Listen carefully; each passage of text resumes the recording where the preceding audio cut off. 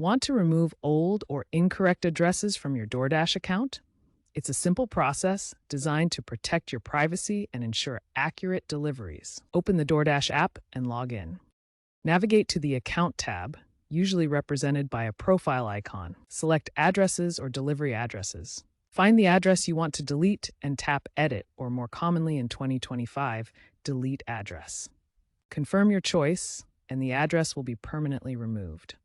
Remember, this action is irreversible but won't affect past orders. DoorDash now offers a smart address cleanup tool that automatically flags and suggests deleting inactive addresses to keep your data tidy. Deleting addresses is crucial for privacy and preventing misdeliveries. If an address is linked to active subscriptions or rewards, the app will warn you.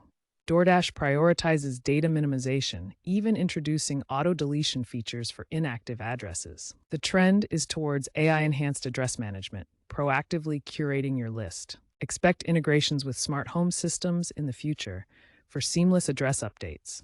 Also be aware that DoorDash now offers the Smart Address Cleanup tool, powered by machine learning, which automatically flags and prompts you to review or delete outdated addresses based on inactivity. This feature is available globally for iOS and Android apps.